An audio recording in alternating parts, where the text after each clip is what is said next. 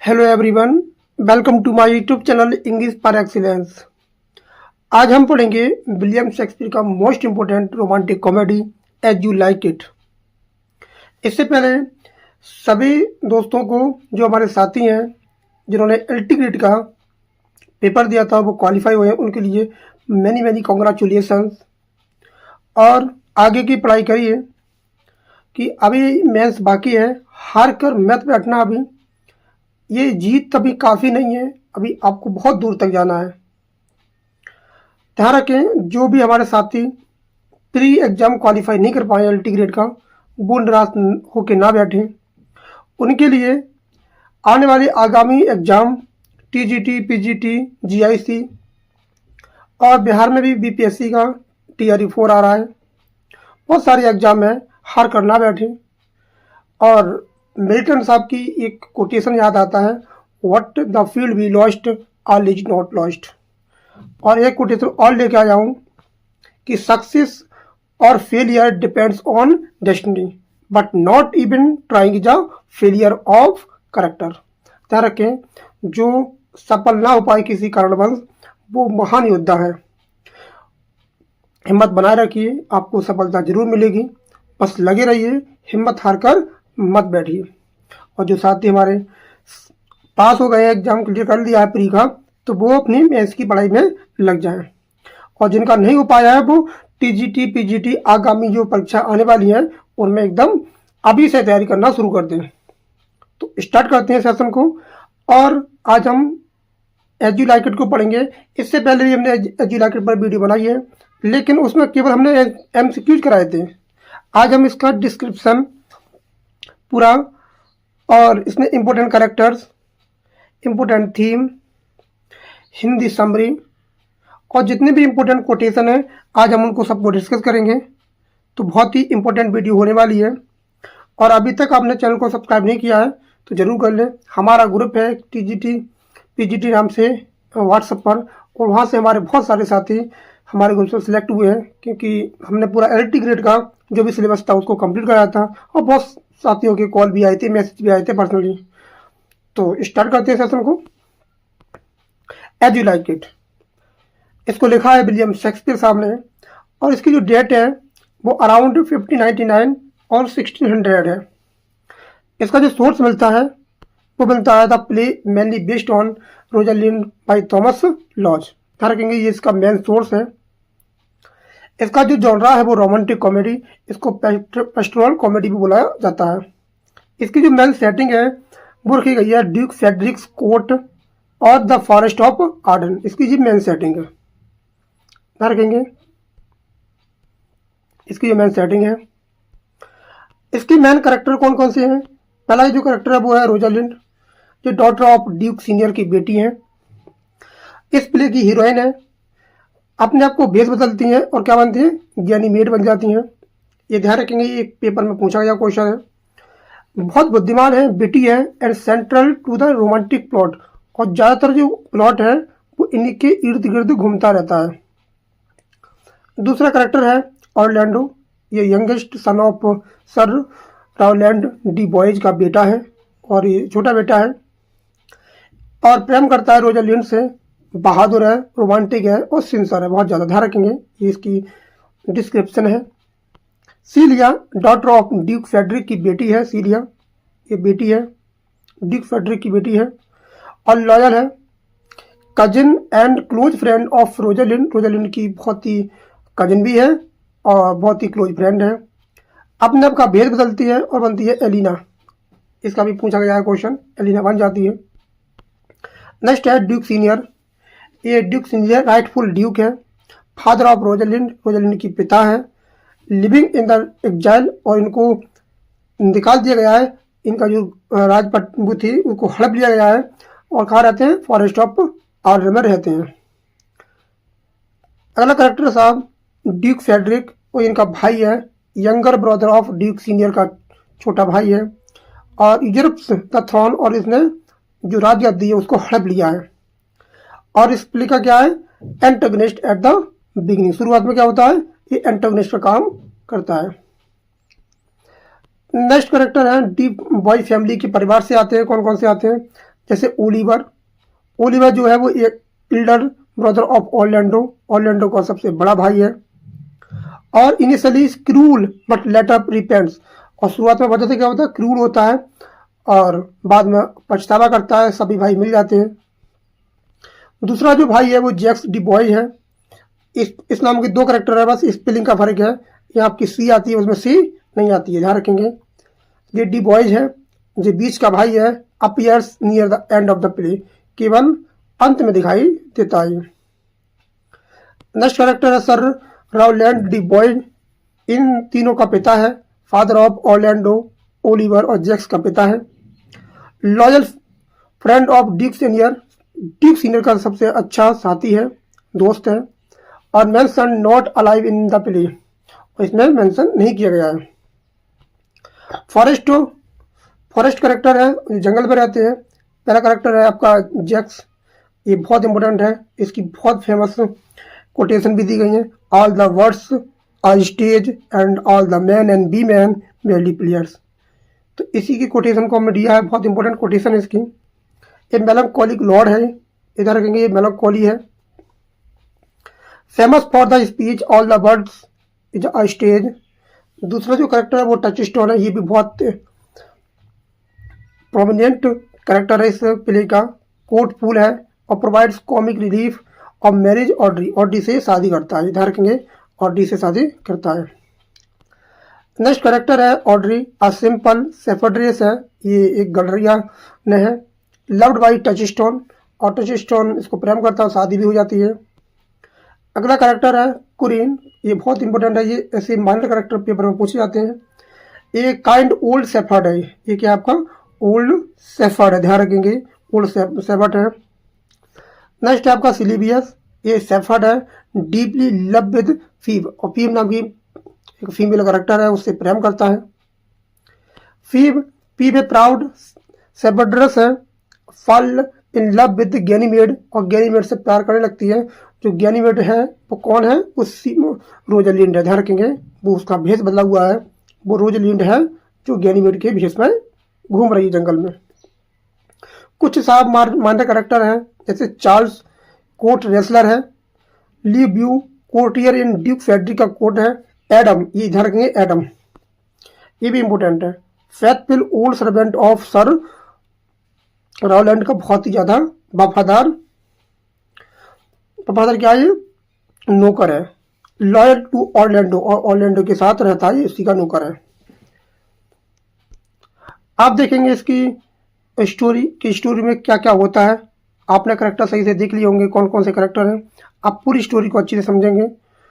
Orlando जो sir Rowland de Boys का सबसे छोटा बेटा है, ऑर्लैंडो अपने बड़े भाई ओलिवर द्वारा बुरी तरह से पीड़ित किया जाता है। ओलिवर उसे ना तो उचित शिक्षा देता है, ओलिवर जो है उसका जो बड़ी भाई है, उसे ना तो कोई अच्छी शिक्षा देता है और ना उसके अधिकारों का सम्मान करता है। अपमान और अन्याय से दुखी होकर ऑर्लैंडो, उसे बहुत ज़्यादा अपमान किया जाता है, दुखी होकर अपने आत्मसम्मान को साबित करने के लिए ड्यूक के दरबार के पहलवान किससे लड़ता है, वो चार्ल्स, जो चार्ल्स नाम का कैरेक्टर है उससे लड़ता है। वो जो रेसलर है खुली चुनौती देता है और उसको स्वीकार कर लेता है। ओलिवर गुप्त रूप से चार्ल्स को उकसाता है, और जो ओलिवर है उसका जो भाई है, बड़ा भाई, वो उकसाता है चार्ल्स को, कहता है कि तुम्हें वो मारने की धमकी दे रहा था, वो तुम्हें मार देगा, तुम उससे मत लड़ो, और उकसाता है कहीं ना कहीं अपने भैया को मारने को उकसाता है। या कुश्ती में ऑर्लैंडो को गंभीर रूप से घायल कर देता है। दरबार में ये कुश्ती देखने के लिए ड्यूक की बेटी सीलिया और उसकी फ्रेंड चचेरी बहन रोजालिंड उपस्थित होती हैं। कुश्ती के दौरान रोजालिंड ऑर्लैंडो की बहादुरी और सरल स्वभाव की प्रभावित होकर उसे प्रेम करने लगती है। जो रेसलिंग मैच होता है उसी में जो ऑर्लैंडो है उसमें कुश्ती लड़ता है चार्ल्स से, और उसी को देखकर उसको चार्ल्स को हरा देता है वो ऑर्लैंडो, उससे प्रभावित होकर रोजालिंड उससे प्रेम करने लगती है। ऑर्लैंडो कुश्ती जीत जाता है, लेकिन जब ड्यूक फेडरिक को पता चलता है, जो ड्यूक फेडरिक है, पता चलता है कि वह उसके पुराने शत्रु सर रोलैंड डी बॉयज का बेटा है, तो वह बहुत ज़्यादा गुस्से हो जाता है, क्रोधित हो जाता है। फिर भी रोजालिंड अपने प्रेम और सम्मान के प्रतीक के रूप में ऑरलैंडो को एक सुंदर चेन भेंट करती है। क्या करती है? एक चेन भेंट करती है। ध्यान रखेंगे। इस क्षण में ऑरलैंडो भी उससे प्रेम करने लगता है। कहानी आगे बढ़ती है साहब। कुछ समय बाद फेडरिक अचानक रोजालिंड के दरबार से निष्कासित कर दिया जाता है। अब फेडरिक जो है वो अपनी भतीजी रोजालिंड को दरबार से निकाल देता है। रोजालिंड ये निर्णय लेती है कि वह अपने पिता ड्यूक सीनियर को खोजने जाएगी, जिन्हें ड्यूक फेडरिक ने सत्ता से हटाकर उनको निर्वासित कर दिया गया है। अब जो ड्यूक सीनियर है अब आराम से फॉरेस्ट ऑफ आर्डर में सादा जीवन जी रहे हैं। सीलिया अपनी प्रिय बहन समान चचेरी बहन का एक साथ छोड़ने से इनकार कर देती है। और सीलिया नाम की जो कैरेक्टर है उसकी चचेरी बहन है वो कहती है मैं भी तुम्हारे साथ चलूंगी। अब ये दोनों जंगल के लिए वो निकल जाती हैं अपनी सुरक्षा के लिए, क्योंकि वो महिला है। महिला जंगल में जाऊंगी तो डाकू वाकू मिलेंगे तो दिक्कत हो सकती है, तो अपना भेष बदलती है वो सुरक्षा के लिए। जो रोजालिंड है वो ये एक युवक का रूप धारण करती है वो, और क्या बनती है वो अपनी वो गैनीमेड बन जाती है। जबकि जो सीलिया है वो भी एक साधारण ग्रामीण सीलिया लड़की बनकर एलिना नामक नाम लेती है। तो ध्यान रखेंगे दोनों का नाम, एक बनती है गैनीमेड, एक बनती है एलिना, जो कौन है? लड़की बनती है। उनके साथ दरबार का विदूषक जो फूल है टच स्टोन भी जंगल की ओर प्रस्थान करता है।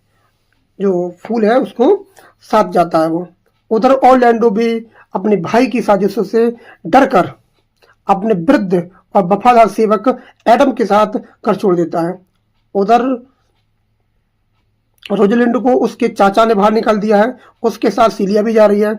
उधर ऑरलैंडो भी परेशान हो जाता है अपने भाई से और अपने नौकर के साथ एडम के साथ वो भी द फॉरेस्ट ऑफ आर्डर निकल जाता है। जंगल में ये समूह एक युवा चारावाह सिलिबियस से मिलता है। ये लोग जो है वो सिलिबियस से मिलते हैं, जो एक सुंदर लेकिन अभिमानी चारावाहिनी फीव से प्रेम करता है। एक जो चारावाहिनी है जो सेपर्डर्स है उससे प्रेम करता है, लेकिन जो फीव है उसके प्रेम को ठुकरा देती है। लेकिन सिलिबियस से फीव प्रेम नहीं करती है। एक बूढ़ा और सरल चारावाह कॉरिन अपनी भेड़ बकरी की देखभाल के लिए स्थान देता है। गैनीमेड बाहर रहने का निश्चय करता है, खेत का पट्टा ले लेता है और कहानी आगे बढ़ती है। इसी बीच ड्यूक सीनियर अपने कुछ दरबारियों और शिकारियों के साथ जंगल में शांतिपूर्ण जीवन व्यतीत कर रहे हैं, लेकिन उनके साथ उदास और चिंतनशील जो मेलंकली दरबारी है जैक्स भी, जो जीवन के अर्थ पर गहरी बातें करता है, वो भी उनके साथ रह रहा है। जब ऑरलैंडो जंगल पहुंचता है तो पेड़ों की शाखाओं पर रोजालिंड के लिए लिखी गई प्रेमिक भरी कविता लिखता है। और जो रोजालिंड के लिए प्रेम भरी कविता लिखता है पेड़ पर, जिससे कि जब भी वो जंगल आए तो उसे मिल जाए, वो उसे पहचान ले कि ये मेरे लिए ऑरलैंडो लिख रहा है। संयोग से रोजालिंड जो अब गैनीमेड के रूप में है, अब एलिना उन्हें पढ़ लेती है। गैनीमेड ऑरलैंडो से कहता है कौन है, क्योंकि भेष बदल कर रह रही है, वो कहता है कि वह उसके प्रेम का रोग इलाज करेगा।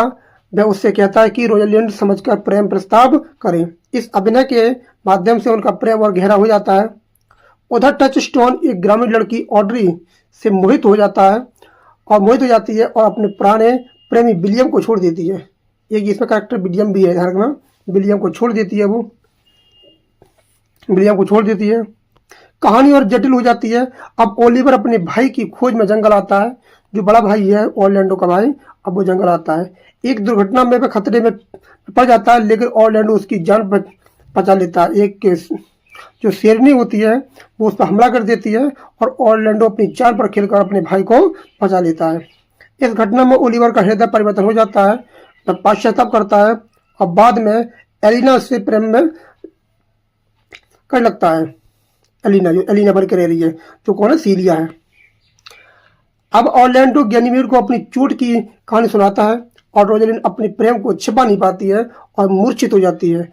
फिर भी गैनीमेड से प्रेम करने लगती है। फिर भी एक महिला है जो उसे प्रेम करने लगती है, जिससे स्थिति और उलझ जाती है। अंत में विवाह का समय आता है। विवाह देवता हिमेन के नेतृत्व में एक उत्सवपूर्ण दृश्य होता है रोजलैंड अपना असली रूप में प्रकट करती है और ड्यूक सीनियर उसे ऑरलैंडो को सौंप देते हैं। फीब सिलिबस को स्वीकार कर लेती है, ओलिवर सीलिया को से विवाह हो जाता है। इसी बीच समाचार मिलता है कि फ्रेडरिक जो है, जो सीलिया रोजलैंड का चाचा है और सीलिया का पिता है, उसने जो सांसारिक जीवन है उसको स्वीकार कर लिया है, सांसारिक जीवन को छोड़कर एक सन्यासी जीवन अपना लिया है और सत्ता ड्यूक सीनियर को दोबारा से मिल जाती है। जैक्स भी संन्यास लेने के लिए चला जाता है। अंत में 4 विवाह होते हैं, इसमें ध्यान रखेंगे, इसमें 4 विवाह होते हैं। रोजलैंड का विवाह होता है ऑरलैंडो से, ये पूछा हुआ क्वेश्चन है। सीलिया का विवाह होता है ओलिवर से। फीब का विवाह होता है सिलिबियस से। टचस्टोन का विवाह होता है ऑड्री से। नाटक का समापन आनंद नृत्य उत्सव के साथ होता है। ये कहानी प्रेम, क्षमा, परिवर्तन और सच्चे सुख का उत्सव मनाती है। इसकी जो थीम है वो थीम है love is in different form, अलग अलग तरीके से प्रेम को दिखाया गया है। इसमें आपको देखने को मिलेगा disguise and mistaken identity, forgiveness and reconciliation, nature versus court life, इसमें प्रकृति का भी अच्छे से दिखाया गया है, फॉरेस्ट ऑफ आर्डर को। इसमें पर्सनल ग्रोथ एंड ट्रांसफॉर्मेशन को अच्छे से देखने को मिलता है। तो ये इसकी थीम है। अब हम देखेंगे इसकी फेमस स्पीचेज जो पेपर में अक्सर इससे पूछी जाती हैं और ये वर्ल्ड फेमस प्ले है, ध्यान रखेंगे। पहले कोटेशन है इसमें, all the world's is a stage, the absolute most iconic speech in the play. ये बहुत ज़्यादा फेमस स्पीच है, इसको पूरा लिया है मैंने। जैक्स जो बात करता है वो 7 एजेज ऑफ मैन की, जो जी मानव की 7 एज है, अवस्था है, उनकी बात करता है। उसमें monologue one of the Shakespeare most famous speech है ये। अब ये तुम्हारा पूरा पैसेज है, इसमें बात करता है all the world's is a stage and all the man and women merely player. कहता है कि जो दुनिया है वो रंगमंच है, संसार क्या है, रंगमंच है, और सभी स्त्री और पुरुष केवल क्या है, कलाकार हैं। They have their exits and their entrance, उनके अपने प्रवेश स्थान है और द्वार भी है। And one man in his time plays many part, एक आदमी एक से ज़्यादा अपने रोल को निभाता है। One man in his time plays many parts, कई अभिनय करता है। हिज एक्ट्स बीइंग 7 एजेज, उतने 7 एजेज को बताया गया है। ध्यान रखना है 7 एजेज है। इसमें जो फर्स्ट एज है वो इन्फेंट है, जो फर्स्ट एज है। Mewling and puking in the nurse of arms, last scene of all. इसमें जो 7 एजेज है मैं बता देता हूँ। पहली है आपकी इन्फेंसी, दूसरी है आपकी चाइल्डहुड, तीसरी है आपकी यूथ, चौथी है आपकी एडल्टहुड, पांचवी आपकी मिडिल एज, छठी है आपकी ओल्ड एज और आपकी 7वीं है डेथ, या जो डेथ है वो 7वीं एज है। ध्यान रखेंगे, पूरी कहानी है। Last scene of all that ends is the strange eventful history in second childness. ये क्या सेकंड है, childness and mere oblivion, sans teeth, sans eyes, sans taste and sans everything. तो ये कहता है कि मनुष्य अपने जीवन में अनेक भूमिकाएं निभाता है, उसके जीवन के 7 चरण होते हैं। तो ये बहुत इंपॉर्टेंट है। ये जैक्स बोलता है एक्ट 2 सीन 7 में बोलता है।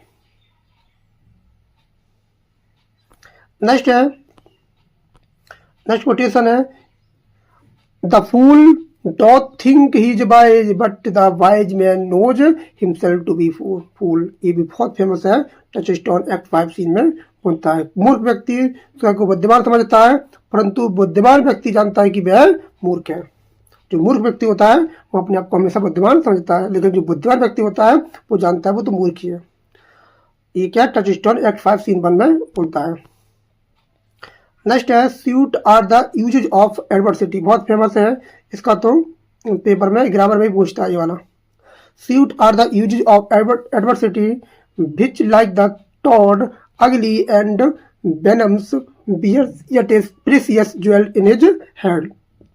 कहता है कि विपत्ति के उपयोग मधुर होते हैं, जो बदसूरत और विषैले मेढक के समान होते हुए भी अपने सिर में एक कीमती रतन धारण किए रहता है। तो ये बहुत फेमस है। कौन बनता है, ड्यूक सीनियर एक्ट 2 सीन में बनता है।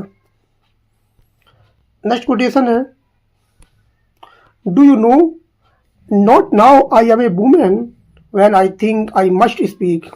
ये बोलती है रोजलैंड एक्ट 3 सीन टू में बोलती है, कहती है क्या आप नहीं जानते हैं कि मैं एक स्त्री हूँ? जब मैं सोचती हूँ तो मुझे बोलना ही पड़ता है। ये एक्ट थर्ड सीन 2 में बोलती है। आगे है love is merely a madness. ये भी बहुत फेमस कोटेशन है, लव इज मेयरली मैडनेस। कहती है रोजलिंड एक्ट थर्ड सीन 2 में, कहती है love is merely a madness and I tell you deserve as well a dark house and whip a madmen do. ये बहुत ही ज़्यादा इंपॉर्टेंट है। और कहती है प्रेम केवल एक पागलपन है। और कहती है आई टेल यू, और मैं कहती हूँ dark house and a weave as a madman do. मैं उतना ही अंधेरे में घर और कोड़े का अधिकारी जितना कि पागल लोग होते हैं। एक होती है रोजलिंड। और ये भी बहुत फेमस है, whoever love that love not a first sight. एक और बोलती है, भी बोलती है एक्ट थर्ड सीन 5 में। और ये ध्यान रखेंगे जो सीन है, ये फेमस लाइन है, ओरिजिनली फ्रॉम क्रिस्टोफर मार्लो। ये कहाँ से ली गई है? क्रिस्टोफर मार्लो के हीरो एंड लिएंडर से ली गई है। That Shakespeare incorporates brilliantly. रखेंगे जो पहली बार में जो किसने भी प्रेम किया, जो पहली नज़र में प्रेम ना हुआ हो, ऐसा कोई हो नहीं सकता। ये बोलती है, फीब बोलती है। And thereby hangs a tale, कहता है और इसमें ये कहानी छिपी है। ये जैक्स बनता है एक्ट थर्ड सीन 7 में बनता है। ये फ्रेज है, ध्यान रखेंगे, and thereby hangs at tale. Next है blow blow thou winter wind thou art not so unkind as man's ingratitude. एक और बनता है, ये सॉन्ग है, ध्यान रखेंगे, ये बनता है एनिमीज सिंगिंग करता है, सॉन्ग है ये। एक्ट 2 सीन 7 में आता है और ये कई बार पेपर में आ भी चुका है ये वाला सॉन्ग, ध्यान रखेंगे। Part of the melancholy yet beautiful song in the forest, ये सॉन्ग है। अब हम देखेंगे 30+ MCQ, जिससे कि हमारा टॉपिक एकदम क्लियर हो जाए। Who is the heroine of the play, तो आपको पता है अच्छे से कि इस प्ले की हीरोइन कौन है, तो आपकी रोजालिंड है। रोजालिंड इसकी हीरोइन है। नेक्स्ट है who is the youngest son of sir Roland de Boys. तो यंगेस्ट सन जो है वो आपका क्या है? ऑरलैंडो है। 3 भाई है, ऑरलैंडो, जैक्स और ओलिवर। ऑरलैंडो और जैक्स 3 भाई है। नेक्स्ट क्वेश्चन है हु मिस्ट्रीट्स ऑरलैंडो, तो कौन मिस्ट्रीट करता है? ओलिवर, बहुत ही गलत व्यवहार करता है उसके साथ। Who defeats Charles in the wrestling match, तो रेसलिंग मैच में कौन चार्ल्स को हरा देता है? तो वो कौन? आपका ऑरलैंडो। और इसी को देखकर जो रोजालिंड है उससे प्रेम करने लगती है उसी मैच के दौरान। Who falls in love with Orlando at a first sight, तो कौन गिर जाती है प्रेम में? तो आपकी गिर जाती है रोजालिंड, प्रेम करने लगती है। Who banishes Rosalind from the court, तो रोजालिंड को कौन महल से निकाल देता है? वो फेडरिक है। फेडरिक उसका चाचा है, ध्यान रखेंगे।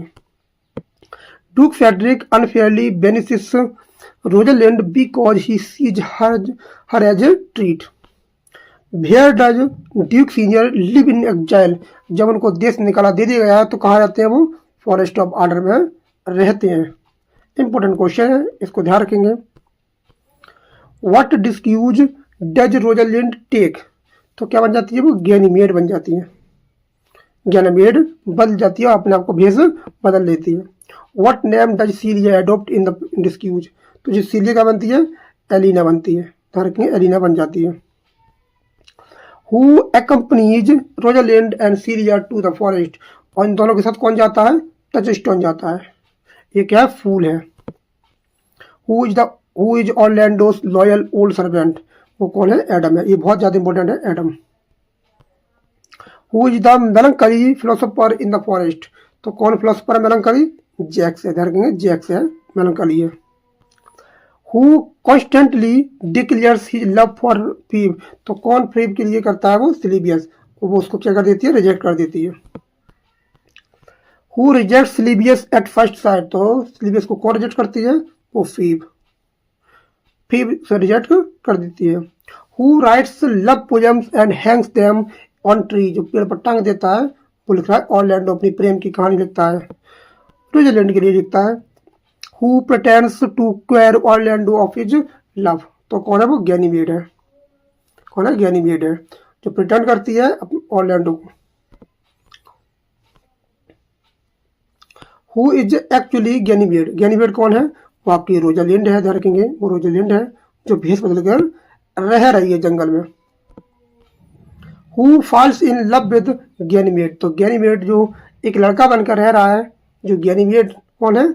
आपकी रोजालिंड है, तो उसके प्रेम में पड़ जाती है फीब। और वहीं एक कोटेशन आती है, who ईवर loved that loved not at first side, कौन ऐसा व्यक्ति है जो उसको देखकर पहली बार में प्रेम न कर बैठे।